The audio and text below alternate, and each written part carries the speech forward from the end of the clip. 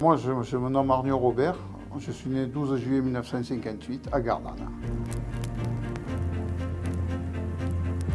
Je suis rentré en 1982 au Puy-Gérard, qui se trouve à Biver, et j'ai été affecté au couloir roulant. Alors ce couloir roulant, ça servait à vider les bures de la taille de l'étoile à l'époque. Ce sont des wagonnets attachés un à l'autre par des bavettes et actionnés par des moteurs linéaires. Donc, il y avait un parcours de 2,3 km, il y avait 4 rames, toujours une rame en garage pour réparation et une autre rame, 3 rames qui tournaient pour vider le bure. Ça prenait, une rame, elle faisait, je pense, sauf erreur, 250 mètres. Le parcours, il faisait 2,3 km, ça prenait le charbon d'un côté et ça allait le vider 2,3 km plus loin. Voilà. Au Puy-Gérard, c'était au fond. Ouais, on descendait à 250 mètres, on appelait la côte à moins de 250 mètres. Après, voilà, je suis retourné travailler au Puy-Grec. J'ai travaillé un peu au jour. Après, je suis parti au Puy-Grec et dans les années 90, ça se situe vers là, oui. Et voilà, et par la suite, après, je suis parti, quand la mine a fermé, je suis parti à l'EDF et j'ai fini à la centrale électrique de Gardanne.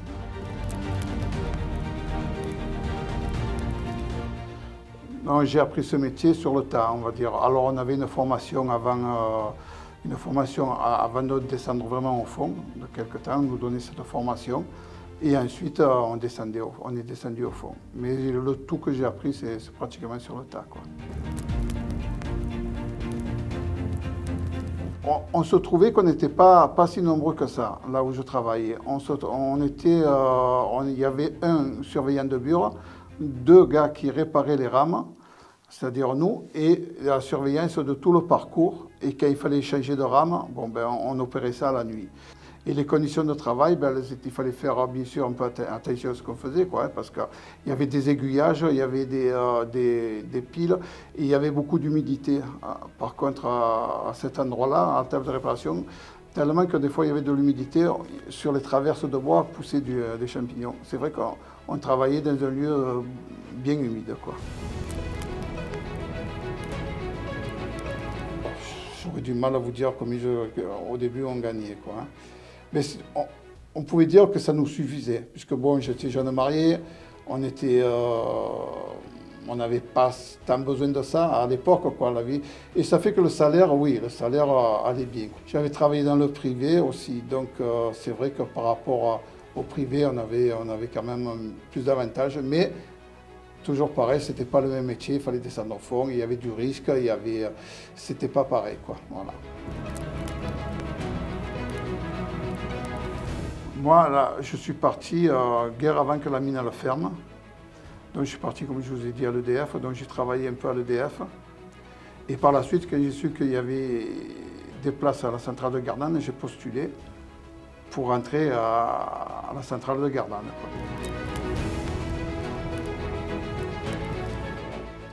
Durant ma carrière, s'il y a eu évolution, il y a eu l'évolution avant moi, je pense. Sinon, on a continué à... Bon, moi, je parle au niveau du couloir roulant. Les outils, c'était des outils qu'on se servait plutôt de précision, quoi. On avait surtout, pour casser des rivelons au niveau des traînes de roues, c'était beaucoup manuel, quoi. C'était quand il fallait... Sinon, là, non, il n'y a pas trop eu d'évolution. Et c'est vrai qu'il y avait un lien, quoi. Il y avait un lien bon, même si des fois on avait un peu d'idées différentes avec quelques personnes, quand on était en bas, s'il y avait un souci avec quelqu'un, on était tous là, quoi. C'était quelque chose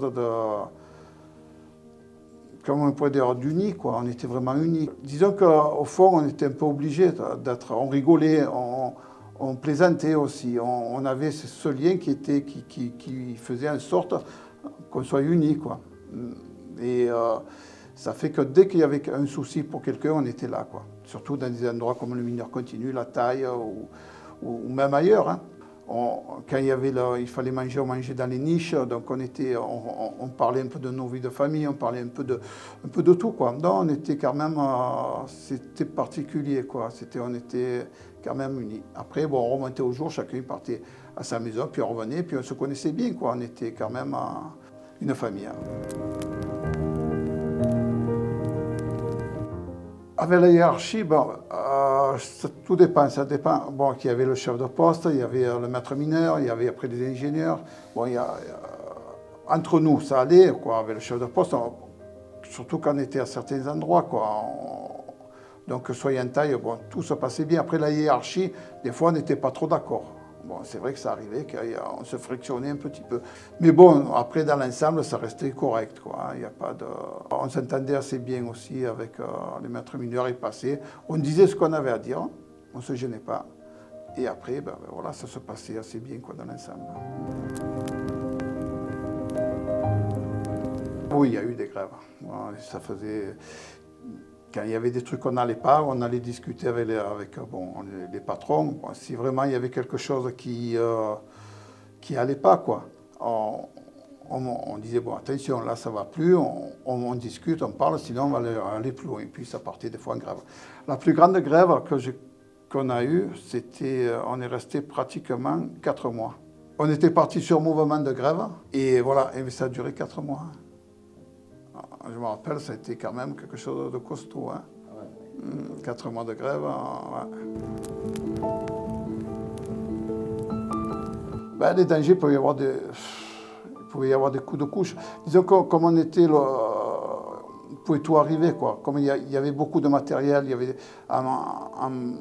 y avait le bas de taille, quoi, et le haut, c'était pas pareil. Alors on montait des traverses pour tenir. On pouvait se prendre une traverse, après les accidents, ça pouvait arriver à n'importe quand. Là, il fallait être vraiment très très vigilant, quoi, sur tout le niveau, quoi. Parce qu'on dépliait les grosses piles qui soutenaient le toit, il fallait les avancer, et le foudroyage, c'est-à-dire que ceux qui étaient dessus, ça tombait derrière, quoi, derrière nous. Mais bon, là, c'était les piles qui faisaient le travail, on va dire. Ça laissait glisser. En taille, voilà, il fallait faire attention un peu à tout. Il y avait des câbles hydrauliques, il y avait un peu de tout, quoi. Il fallait faire attention, quoi. On était au fond de la mine, et le fond de la mine, ben, il peut arriver n'importe quoi, quoi.